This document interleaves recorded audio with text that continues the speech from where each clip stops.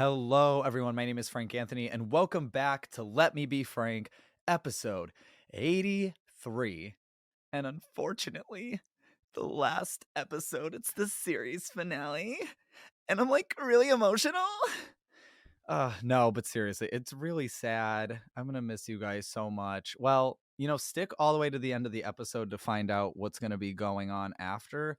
And don't just skip to the ending, by the way, because I can tell. It tells me how long you play. So I'll know if you're a little cheater.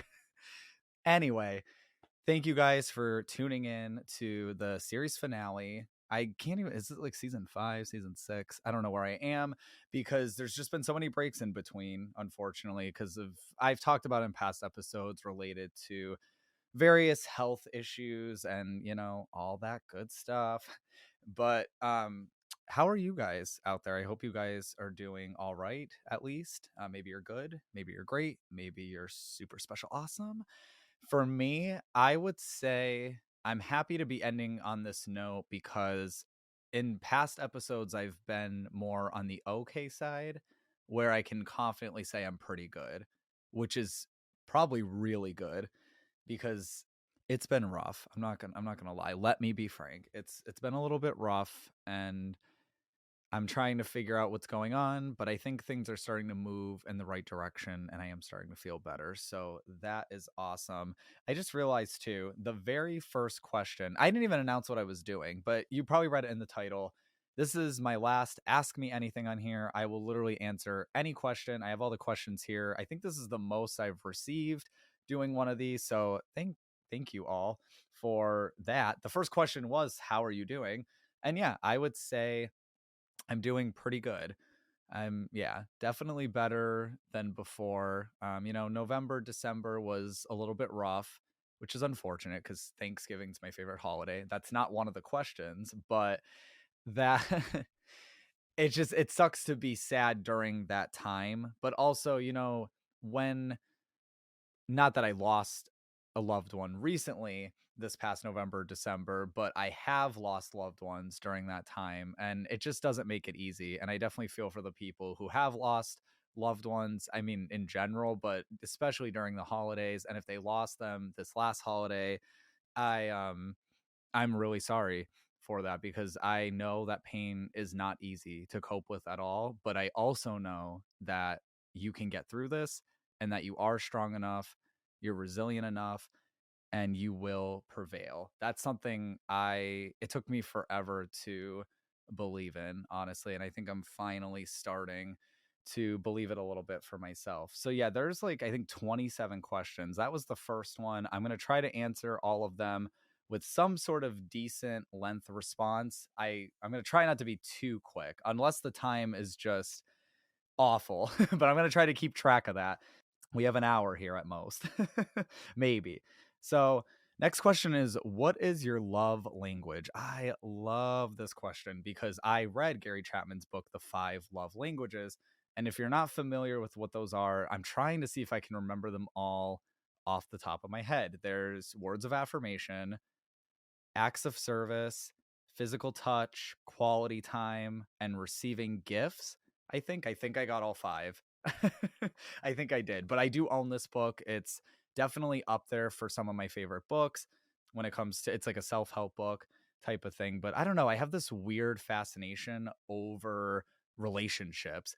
And so I love like the whole love language thing. I believe in it myself. I want to say either from the book or just research that I did on love languages, I want to say that people usually have two. Correct me if I'm wrong. Like, I don't think we just have one. I think or maybe it's like we have one, but then we also give a different one. Like, we want to receive one and then we want to give a different one. I think it's something like that. But if I had to choose my love language, it's very close between two, and that's why I picked two. So I would say mine are words of affirmation and quality time. I'm a writer, so maybe that's why words of affirmation hit me. I can understand why people might say, oh, well, like words are just words. And that's why I kind of pair quality time with it because I've been told, like everything under the sun that, oh, I feel this way about you in that way. will prove it. I want to see the action behind those words as well. And that's, in my opinion, that's where quality time fits in to that. So that's why I would say those two. I love my alone time, but I love spending time with my partner as well and creating new memories. And I'd love to, when I am with someone again, I'd love to like travel the world and just experience all these new things that honestly I've probably been a little too afraid to do. But now in my life, since I'm going to be 30 this year, I'm just ready. I'm ready to say fuck it and just go and do things and, and just kind of leave anxiety on the back door.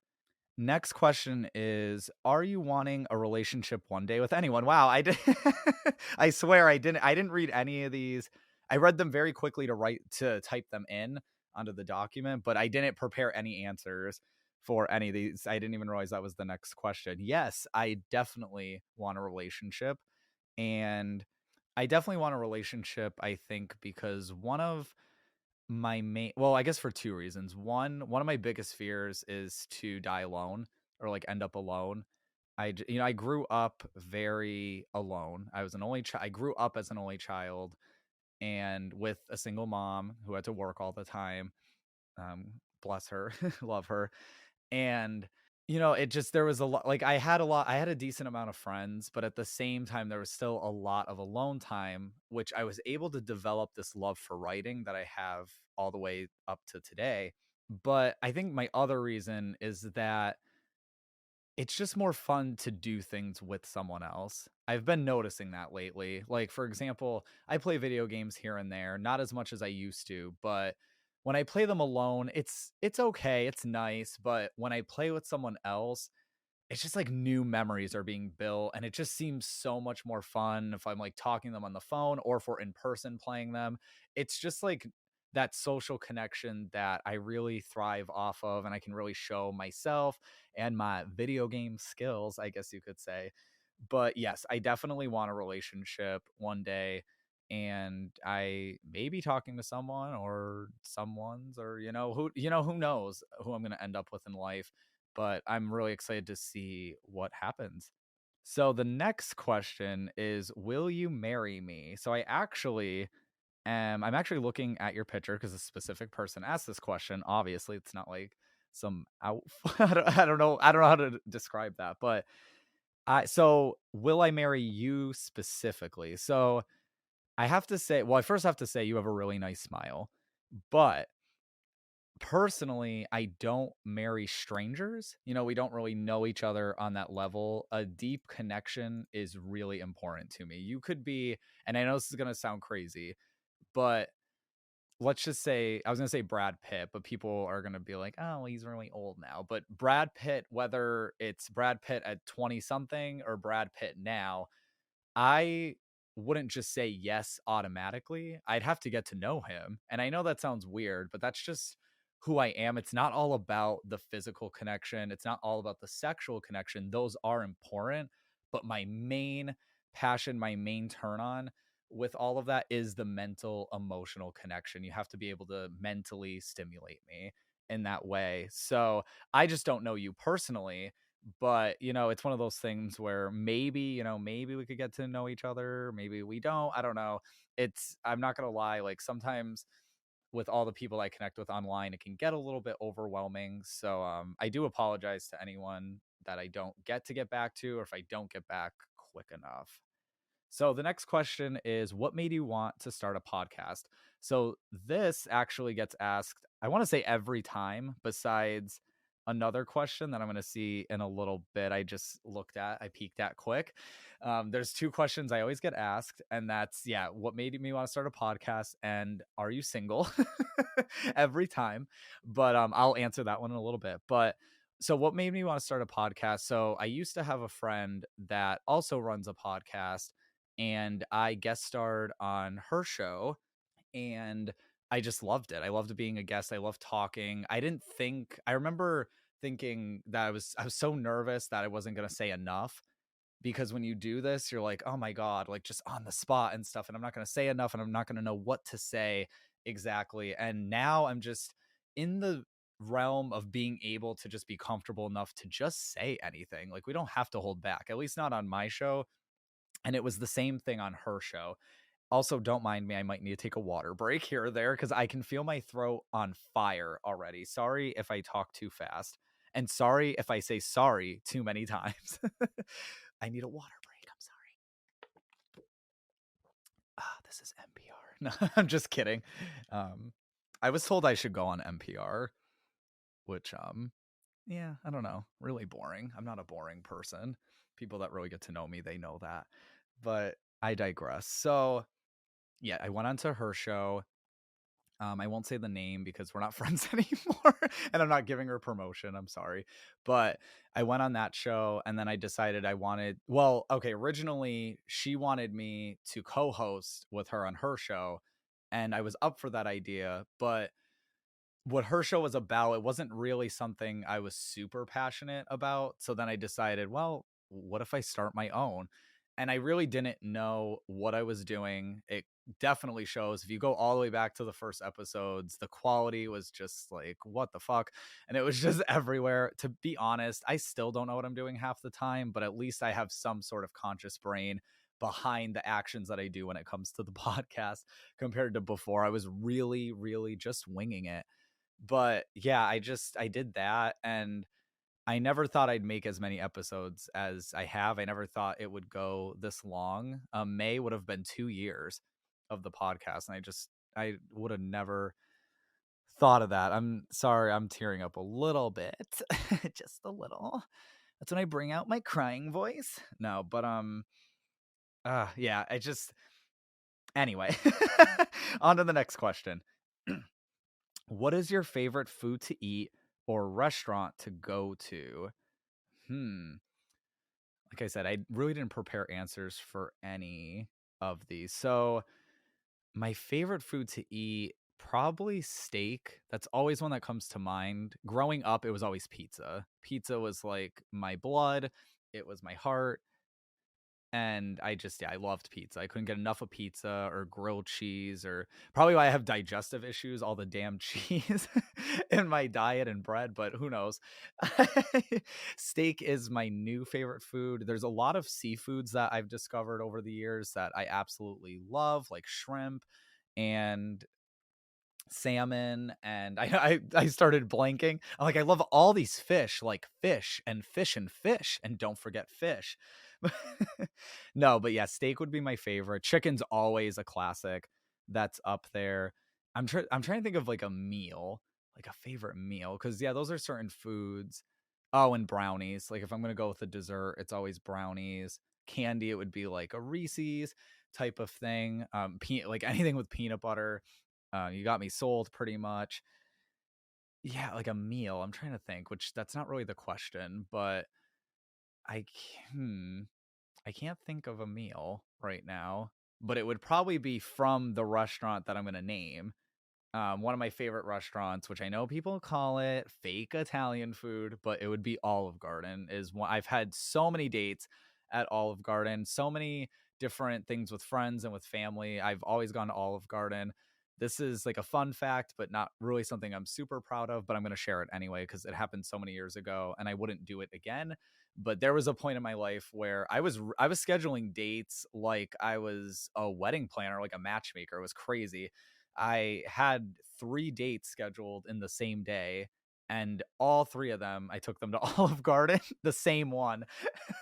And I remember by the 3rd time, I was so full by the 3rd time because I ate a little too much the first time, tried to crap it out for the 2nd time so that because I was like pre-gaming. And then by the 3rd time, I remember the staff was like, "What is wrong?" Like the 2nd time, they're like, "Okay, that's kind of funny." The 3rd time, they're like, "He's just dead ass wrong for doing this. Like he has a problem." And yeah, that was an expensive day, but went on 3 dates. I honestly can't remember how they went, but I'm single now, so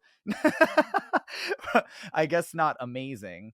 But yeah, that's one of my go-tos. And then Cheesecake Factory is definitely up there as well. I love that place.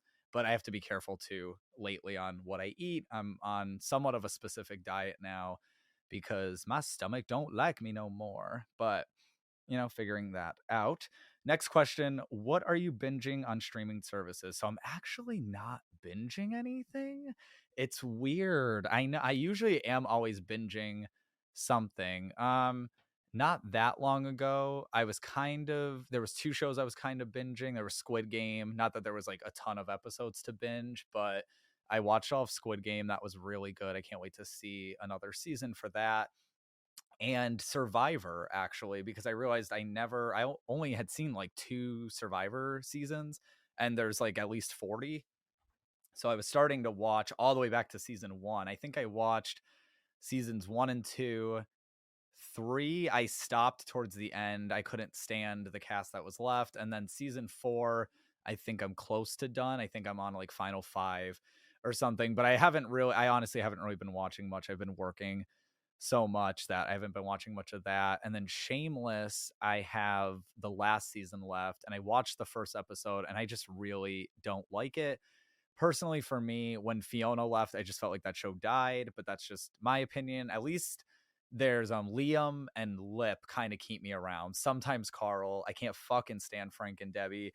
And yeah, oh, Viv and Kevin, they're like two of my favorites, to be honest. Anyway, so the next question, are you single? I am. I am single. I've been single for actually quite a long time. A big part of that is by choice because I try to tell as many people that ask me why I'm still single. And I usually tell them that I don't want to just date to date. I think some people, they love always being in a relationship, and that's just not me. I think if I did that, I would lose too much of my individuality. So I don't mind being single at times. Of course, I want to be with someone and I want to, develop that and, build the whole life and everything with someone. But I'm I guess the way to put it is I'd rather be single and happy than be stuck in a relationship where I'm so miserable about it. Like I don't want to feel like I settled with someone that I don't really have any feelings for and they don't really have feelings for me. So with all of that, yeah, I am single for now. We don't know what's gonna happen. Oh, I just realized the next question is, "Where's your boyfriend?" I promise all the questions aren't like this, but which I do appreciate every question. But yeah, my boyfriend is in the back of my car. I'm driving the body to the cemetery down the street. No, yeah, no, I don't know where he is. He's somewhere out there. I hope. And if not, then, so far at least I've built a ton of amazing memories. And even, if I didn't end up staying with certain people, I'm thankful to still have those memories that I have built with people. But yeah.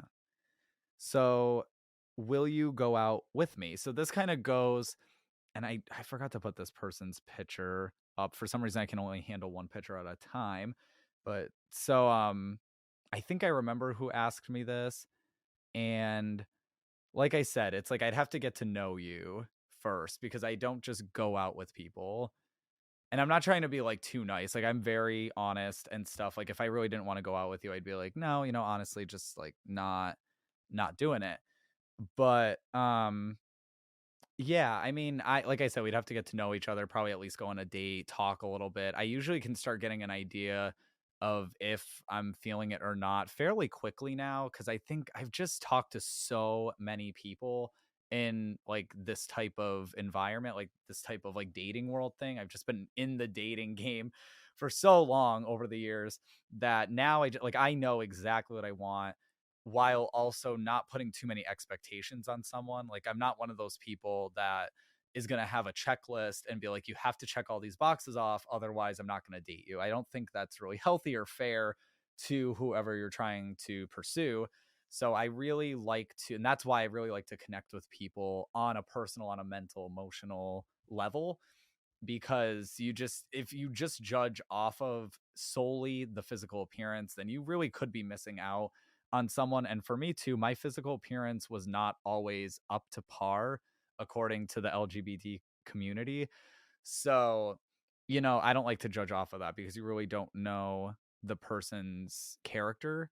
However, at the same time, to kind of counter with that is what I do notice is people who aren't really confident on about their physical appearance there's like this insecurity that really comes off, and that is a turn off. Not And they might think, oh, it's the way I look that's a turn off, when in reality it's because of the way they're carrying themselves, if that makes any sense. Like, because they're so, like, if they were more confident, like, maybe they're not the skinniest or most athletic guy, but if they're confident in themselves and their abilities, that's attractive. That's a turn on to me, and it should be to more people. Like, that's what's hot in a way. Like Paris Hilton would say, that's hot. Or wait, I didn't get her voice right. Like, that's hot. So, all right, what's your middle name? So I did say it on here, but I realize on Facebook now, at least, and maybe a lot of platforms, I am going by Frank DeLuzio now, which is my first and last name. My middle name is Anthony. So Frank Anthony DeLuzio. And there's not really much I can say on that, honestly. Just, yeah, my middle name's Anthony. So, okay. If you could meet a character from any book you read, who would it be and why? So this one's tough. And I know there's quite a few questions like this that it's really tough to decide on just one. I've read so many books. So especially like last year alone was, what did I read? Like, I don't know, like 30 something books, I think. I think I read like 33, 34 books at least. So I'm trying to think of, like, one of those would probably come to mind first. Actually, probably the book that comes to mind, it's also a movie. I would say I would meet Elio from, and if I could choose two, I'd probably meet Elio and Oliver, but at least Elio from Call Me by Your Name. So by the author's name is Andre Assman. So that book was released in like 2007. The movie was 2017. And reason why I would meet him, because at first it's like, oh, he's like a 17, 18-year-old boy. Like, why would you meet that character? If you read that book, a lot of people have seen the movie, but if you read that book, you can just see how it's one of the most beautiful books I've ever read, like written wise. The way that Elio describes Oliver, the way that he loves him, how passionate, how strong that connection is. I would want to meet Elio to ask him, not necessarily just about, I guess, to ask him, what's it like to love like that? What's it like, how do you manage to be brave enough to open yourself up so much that you can fall so in love with another person? That's probably what I would ask him. And then, yeah, he kind of in the movie and stuff, and even in the book too. Like, he seems like kind of fun and stuff to be around and everything. And I mean, in the movie, he was played by Timothy Chalamet, or Timothy, I think he goes by. And he's gorgeous. But but yeah, no, I just feel like that character, even though he was so young, he came off so mature and intelligent. And yeah, I guess that's like, I mean, in the book, the age isn't really the most appropriate. I would obviously want to meet an older man that just kind of had the same thoughts and like that same like mature, intelligent, yet funny, charming type of way about him. Water break. I gotta just do the every time. Do I do like manual commercials like brought to you by Trident? I lost all the sponsors. It's like not funny. It's funny, but it's not funny because it's like I'm not making money from this episode, but it is what it is. That's what I get for taking breaks. So, okay. How do you hope your life changes and stays the same as you approach your 30s? This is a really good question.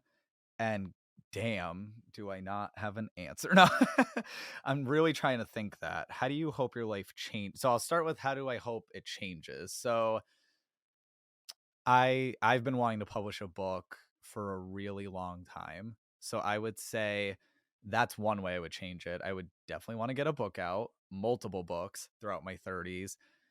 Another way, and I kind of mentioned this sort of earlier, how I talked about traveling the world. I would want to change it in that sense of just being able to feel more free. That's something I've really been working on. I feel like I've been so, what's the word? I was gonna say stagnant, but stagnant because, or like paralyzed because of anxiety and a little bit of depression as well, but especially by anxiety. So to go into my 30s, I don't want to be afraid anymore of taking that risk. It's kind of why I just really am telling people how it is now. I used to kind of sugarcoat things here and there years ago, or I just wouldn't even think how I spoke and stuff. But now I'm like, I want to be as direct as possible and just tell, like it's one of those things where, let's just say, for example, you have feelings for someone, just tell them. That's where I'm at this point. Instead of like dancing around it like they do on TV shows and stuff and romanticize that. Like if you're feeling something in a moment, like just express it, especially if that person's asking you, like just do it. So yeah, I'm working on being a lot more direct, more confident, less afraid. I want to publish books. I want to have a family with, well, like building a family with a with the, I know I'm like, I don't have a family. I want to build a family with a partner. Definitely during my 30s, that would be nice. If it doesn't happen, it doesn't happen. I can't like really, you know, I'm not psychic, but yeah, that's definitely something I would change. And yeah, I think those are like some of the main things that I can think of off the top of my head. Some of the things I would stay the same. So I feel like the last decade or so, maybe like half of the decade, because it can get questionable at times in my very early 20s. But I feel like during that time I really grew and matured more. So that's something I'd keep the same. I would want to keep my resilience. I would want to keep my kindness, because I know over time it can be challenging to be kind when it feels like a bunch of people are being rude to you or mean and you don't really know why, and you kind of start losing your spark. I want to keep that spark. That's something that I want to have remain. And I yeah, I want to keep, I guess, any sanity that I have left going into the 30s. I just, when you have a feeling about certain things, and maybe this is just me over analyzing things or the anxiety talking, but I have a feeling that, because it's like as you get older, certain things become more challenging in the sense of like loss. So I just have a feeling either 30s or 40s, there's going to be a lot of loss, because it's been a long time since I have had to grieve with loss. So, yeah, I know it's coming type of thing, and I have to remember my resilience, and I have to, just kind of hold my ground, because I know that could be a change in the wrong direction, and that's what I don't want. So, yeah, I think those would be some things I would change and stay the same. Next question. Top 3 favorite Pokemon. And this is really hard because there's only like 600 something Pokemon, but I have two like right off the top of my head, and that would be Mismagius, which is the evolved form of Mischievous, which is like a ghost Pokemon. Well, not like a ghost Pokemon, it's a ghost Pokemon. And Raichu has always been a favorite since I was growing up. So those would probably be two of them. Trying to come up with the third one is really hard because there's just so goddamn many. You know what? Actually, it's tough. There's two that I think of. It's like a battle. I'm a huge Gen 1 person.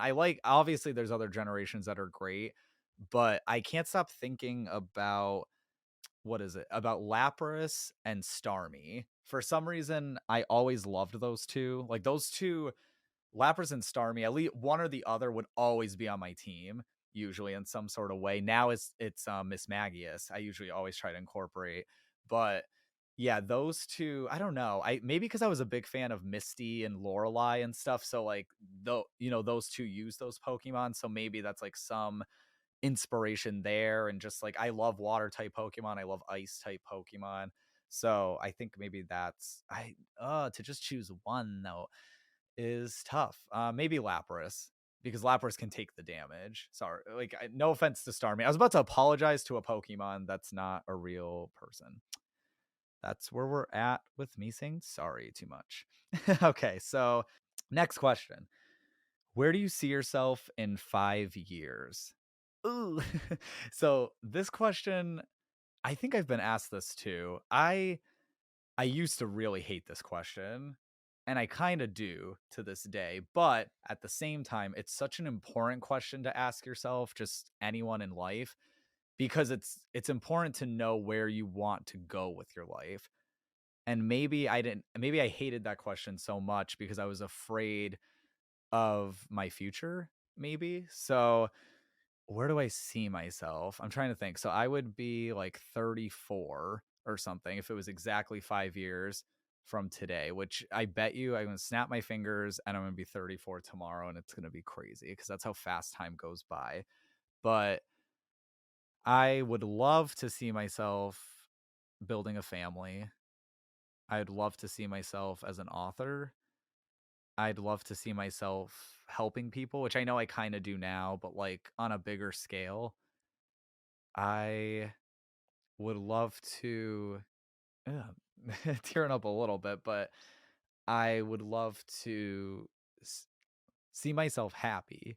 Just there's definitely been some pains that I think I'm really good at repressing and just almost like pretending like they don't exist. But we can't do that in life. It doesn't work. Doesn't work because it's always going to come back and bite us in the ass.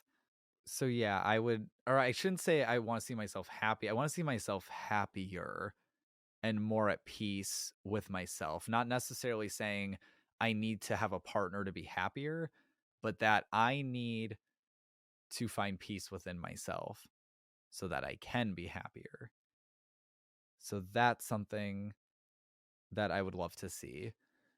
And I guess not, yeah, I guess not like struggling financially. I just feel like as when you're in your 20s, I feel like that's like all you do is for the most part is you're always wondering like, oh my god, how am I gonna like pay the bills, or like do I have enough money to do this, or like you barely have enough money for rent and your food and stuff. And that's always been like an up and down battle for me. I either have a good amount of money where I'm fine, or then all of a sudden it feels like I have nothing. So that's a fun little roller coaster when you're when all your jobs are self-employed. But I yeah, so I'd like to see myself more financially stable. Yeah. So I think I'll end that there. Next question, do you want children? So I had seen this question, and that's why when I kept saying build a family and stuff, I didn't get more into depth with that because of this question. I definitely want children. If one of the worst things that's happened is when you connect with someone on a date and it's going really well, and this has happened to me, and then he says, I don't want children, and you're like, fuck, because that's something that's non-negotiable to me. I have to be a father because for multiple reasons. I didn't have a father growing up, and I know that even though I didn't, I had an amazing mother, and I can be a great father. I believe that maybe I don't have all the tools. I don't think anyone does as they start, but I know I could be a really good dad. So I definitely want, I have so much love to give. So I would love to be a dad and see my kids grow like I was able to grow. And there's a lot of things I've learned in life too that I would love to teach them. I want children so bad that I would give up marriage just to have children. Like if you could only choose one or the other, I wouldn't get married because with marriage, as nice as it is, and that doesn't mean I would choose to be single, but that like we could, like we don't have like marriage is like that one day ceremony, and then obviously like marriage can keep going, but with children it's like that's something that is growing and changing into different things, and just like a piece of you, whether it's, you know, a kid that you gave birth to, or if it's a kid you adopted, or however you have the child, that is someone that's your responsibility. And with marriages can end, which sucks, but marriages can begin and they can end. Children, it doesn't end. Like when you have a child, you have a child.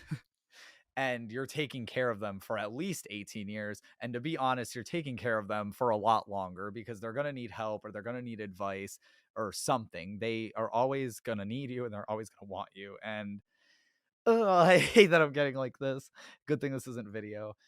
I just, I want, I also just want children, I guess, so that so I have someone who wants my help and wants my guidance and wants me. So yeah, so next question.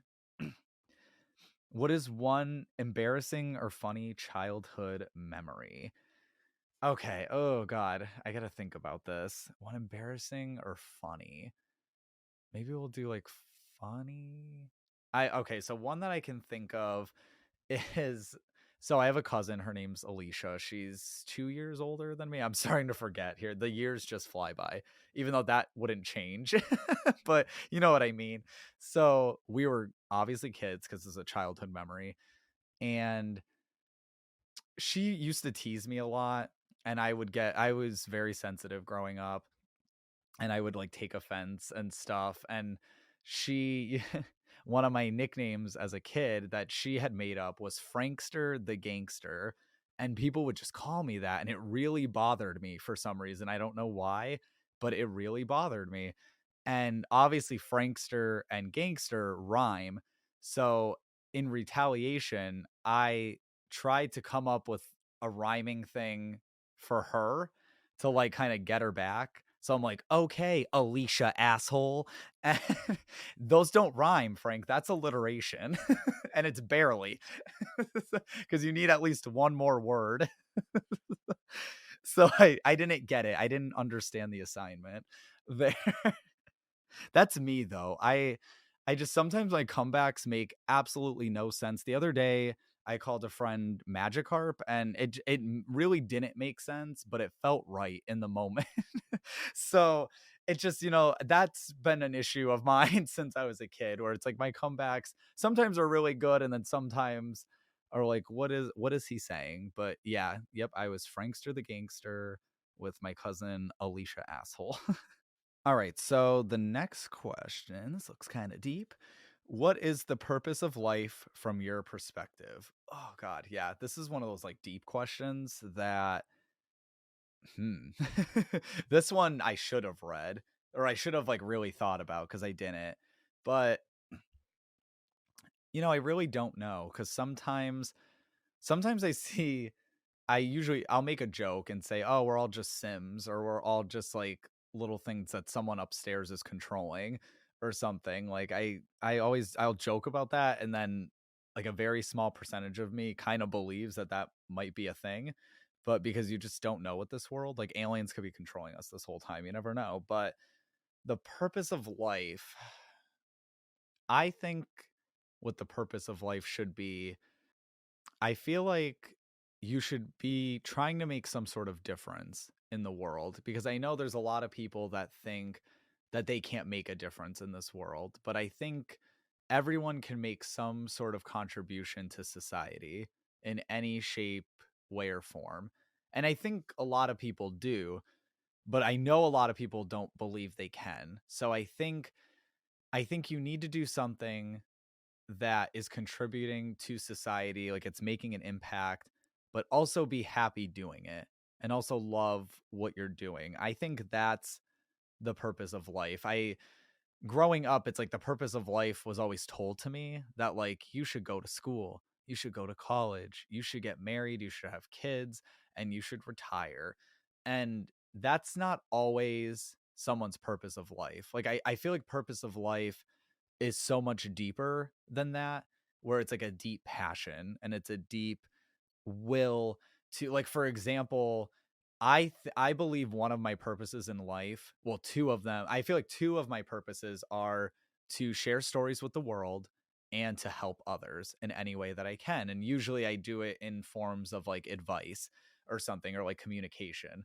I feel like those are purposes in my life personally that I want to, give to society, because I know I'm not the best cook. So for me to say like I want to, cook everyone meals and stuff and like feed the hunger, it's like, I'm not the best chef. So I don't know if like that's really my best purpose in life. And I could always learn, we can always learn to develop our skills more, but those two other things I said are definitely what I think my purpose of life is. But I always think we should be happy, or we should be striving towards that. And I think most of us strive towards money than happiness. And I'm guilty of that.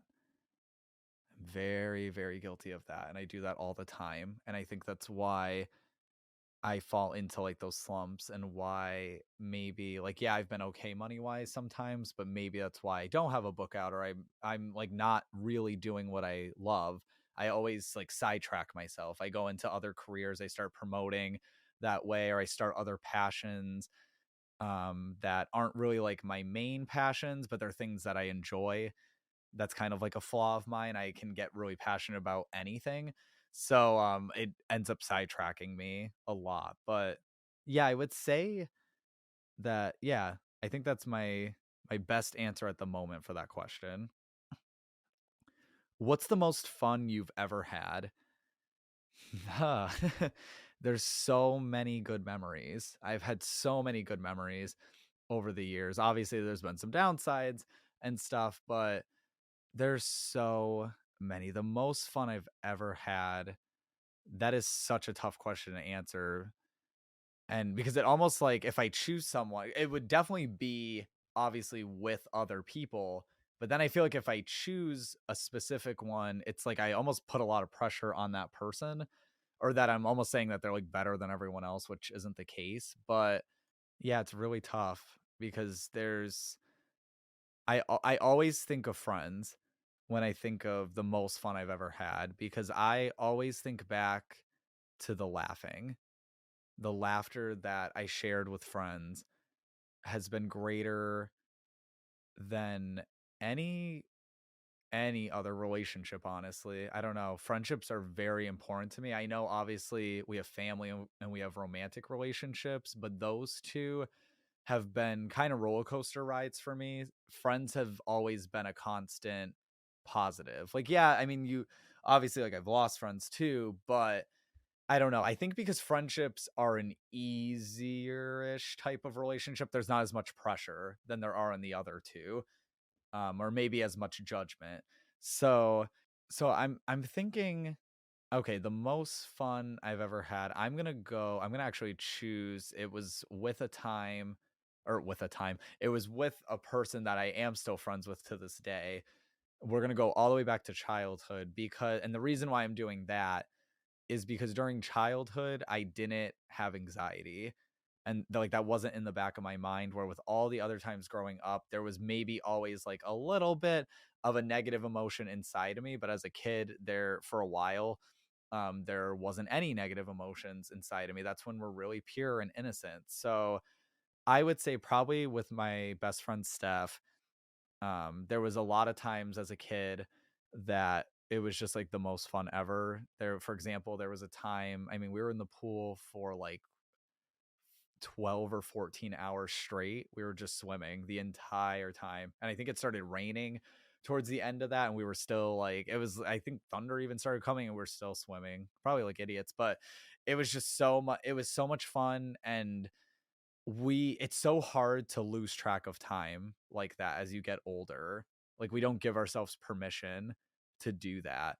So that's why I think that would be, and we would play with like action figures and stuff. Like, any times in my backyard with her were probably some of the most fun times I've ever had, because not once was there like an argument or like negative emotions or anxiety or just any of that. It was usually pure fun.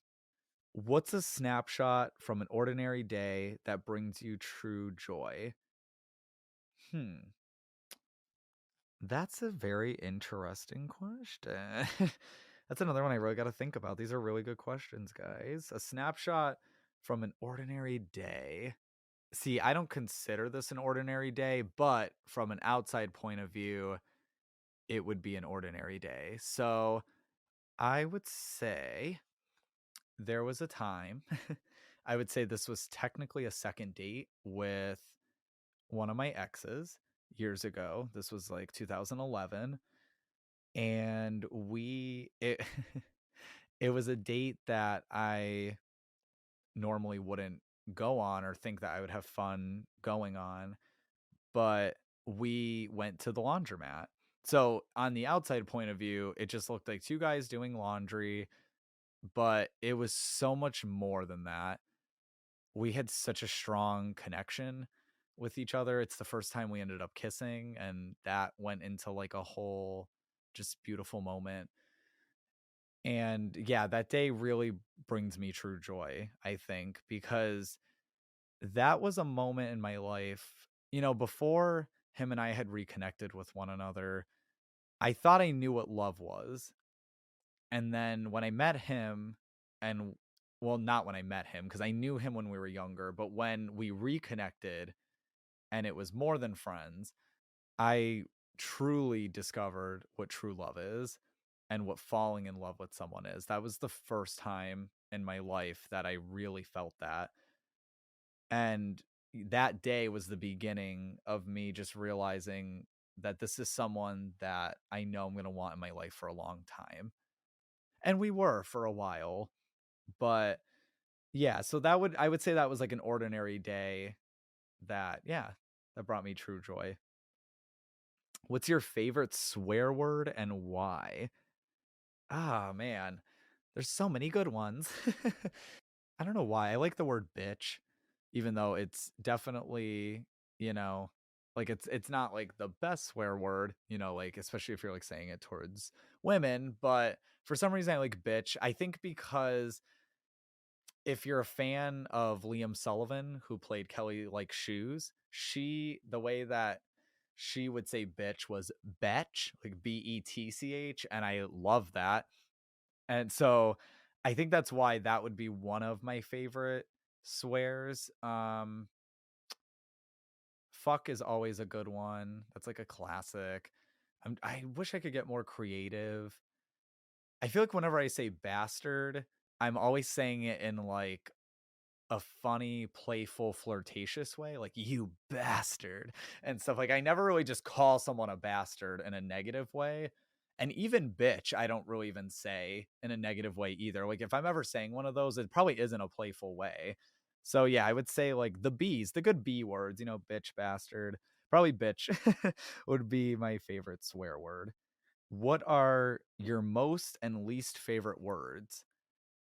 Okay, so I'm gonna start with least because I immediately thought of two, and that is moist and squishy. Like, moist, I know can get a lot of people. I think those words bother me because they're like tactile words, and what I mean by, I guess what I'm thinking of is, so like fruit, for example. I'm not the biggest fruit fan. I prefer vegetables more than fruits because fruits can kind of get slimy. Like I don't dislike a lot of fruits because of their taste necessarily. It's like the sliminess, the squishiness of fruit, like this tactile thing that bothers me. It makes me uncomfortable sometimes. So that's why I like those words, and moist for many reasons. I know moist is supposed to be a good word, like a moist cake, but just like hearing it sometimes, and I know sometimes the context people use that word in just makes my skin crawl. So I would say those would be the two. Probably moist would be number one. And then my one of my favorite words would actually be benevolent. I don't know. I really like that word and like what it means and everything. Yeah, I would say benevolent is probably one of my favorite words. Another word I thought of that I learned in high school was facetious. That word is just, it's a little fancy to me, just another way of saying sarcastic. But yeah, so benevolent. I like the definition of benevolent too. So yeah, and same thing with facetious. So it benevolent and facetious in a way kind of describe me a little bit, or at least like parts about me. So those would be, yeah, two of my favorites. Maybe benevolent is number one. All right, so we have five more questions left, and then we're gonna be done. It felt like I went so fast through these, but then I look and it's like 51 minutes. So as I'm recording this, so it's like I damn. what turns what turns you on and off? Okay, so and this could be, I feel like this could be taken in multiple ways, but I guess I'll try what turns me on. There's some, I'm sorry, I'm not going to share. Like there's certain, personal ones that I don't want to just like be so upfront about, but I don't know, maybe I could flirt with that a little bit. No pun intended. But actually, one thing that really turns me on is a creative mind and like a creative heart, like a passionate heart, a creative mind. That probably turns me on the most. It's probably why I end up falling for creative type people like authors and artists and painters and whoever, like I musicians, anyone in the creative field, because I'm a very creative person myself. So when I see someone so passionate about the work that they're creating, that can really turn me on. Honestly, when someone is just going for what they want in life, it could be anything, it turns me on because they're not just giving up on that. And I really appreciate that. So that turns me on. Humor, I love to laugh when a guy can make me laugh, especially, it's like one of the hottest things ever. And I mean, like, genuinely laugh. Like, I'm not gonna lie, once in a while, like, I might just laugh to be like polite, like a good little haha. But if you're like making me laugh my ass off, like, and stuff like that, it's very attractive. It definitely turns me on. Being kind turns me on.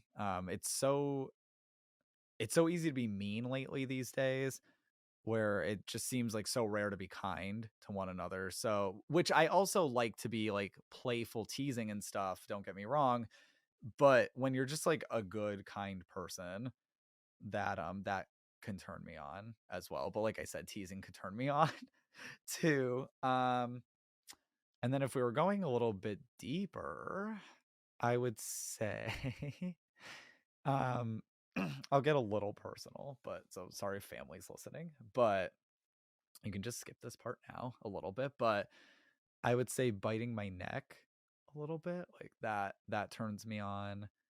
Um if like I'm about to say it and it's not what you think, but like sucking on my fingers, like that turns me on, or like if I was doing that to you. But we'll stop that there before that keeps going into like a deeper territory, a more personal territory. But and then turns me off, I fucking hate when people litter. I can't stand it. I actually ended a date early because I was like just talking. Like I remember he asked me what my pet peeves were, and we were driving to the restaurant, and I'll never forget this. It ironically, I can't remember the person's name or what they looked like, but I'll never forget this whole moment. We didn't end up having a date because he asked me my pet peeves and I told him about littering. And not even 10 minutes later, this guy throws a whole ass McDonald's bag outside the driver's seat window into the street. I I was like, stop the car. And I think we're at a light too. And he's like, what? And I was like, this date is not going on any longer. And I literally just like got out of the car and I walked all the way home. That's how much I hate littering. Like I didn't care. It was a good, I think like 3, 4 miles. I didn't give a shit. Like I'm not, I'm not even entertaining that, especially when I just fucking told you that I don't like that. And then your dumbass proceeds to do what I don't like, are you fucking stupid? But or do you want to die? So that's just like that's one of my turnoffs. I don't like when people are mean to other people for no reason. Like I get like we're gonna fight with people. Like people argue and people fight and stuff, but when you're just like maliciously bullying someone for absolutely no reason, That's a big turn off. Oh, being mean to wait staff, that's a huge turn off to me, because it's like, if you're acting that way towards them, I can only imagine how you're going to act towards me. So that's a huge turn off as well. Also kind of with that a little bit, if like you don't tip the wait staff, like that's a little bit of a turn off for me as well, because it's like, come on. But what else? Those are definitely some main. Yeah. I'm gonna stop there, I think. I think those are like some of the main ones that turns me off. What sound or noise do you love? To be honest, there's a lot of sounds I don't love. When there's like too many noises at once, I like my quiet time. So when I feel like there's like 3, 4 different noises on at once and they're really loud, it gets to me. It bothers me. But one sound that I will probably always enjoy are waves at the beach. I would say when waves are crashing down. This past summer, I was fortunate enough to be able to go to the beach, and I was able to walk the beach and walk the boardwalk every morning. And just that sound is so beautiful and it's so peaceful. I know someday I'm going to want to live near the beach or on it or whatever. I'm going to want to be near that body, that like ocean, that body of water, that body of ocean. I'd love to be near the ocean. And I know there's like downsides with that too, but I love the beach. And that, yeah, that noise definitely relaxes me. It's a noise that I'll listen to at night too on my Calm app, like to kind of help me sleep as well. What profession other than your own would you like to attempt? So, I mean, right, it's like, what am I doing right now with my life? I have so many different things that I'm doing now. I would say, I guess, probably a writer, because it's like, well, I mean, I should say author, because I am a writer, but I'm not really a published author per se. So yeah, that would be a nice profession. I was going to school for psychology. It would be great to be a psychologist. I just don't know if I want to deal with all the bullshit that field offers. No offense, and that's just my opinion on that. I don't know if I want to keep pursuing that whole thing, but I want to help people. That's the struggle with it. I want to help people without having to deal with certain politics or just certain issues that come up in that type of field. And I guess another one, as a kid, I always acted like this job. And if it paid more, I probably would definitely be this job. And that's a teacher. I think, some of the most influential people I've met in my life have been teachers and professors. And that, as a kid, I used to like play teacher and play class and stuff. So that's a profession I think I would definitely go for or be really good at. And who knows, maybe that's something I could end up doing, even though I don't have any of the schooling involved. So I mean, that would just take a lot of time too. But yeah, that's something I would definitely attempt. Also, if I was better at cooking, I think like being a chef, I think that would have been fun to like attempt. But I'm more of like a baker. So I don't know, maybe, oh yeah, like a bakery owner. That would be fun. Ooh, oh no, I'm gonna try to start it now because I do too many things at once. So two more questions. This one is, if heaven exists, what would you like to hear God say when you arrive at the pearly gates? Huh. Well, first off, do I believe that God exists? Yes and no. And I'm kind of going to just leave it at that, because that could be like a whole episode of its own. And I'm very like on and off with that. Like I could see why people believe in him and I can see why people don't. I'm very on the fence when it comes to that topic. But if heaven exists, what would I like to hear God say? You know what I thought of? I guess I'd like to hear him say, "You did good, kid." I think that's what I would like to hear, or like, "I'm proud of you." I think that's just something I've strived for almost my whole life, is is people being proud of me, because there's been times in my life where I was not proud of myself. So when people say that they're proud of me, it really means a lot, because I forget that sometimes, that there are things I've accomplished or that I'm trying to do in life that I should be proud of and things that I've accomplished that I should be proud of. So, like I said, I want to, that impact that I want to make in this world, I would want God to say, like, you did good. You did really good. And as I'm tearing up, I read the last question. This one I left last on purpose to kind of wrap it up. Are you leaving podcasting forever?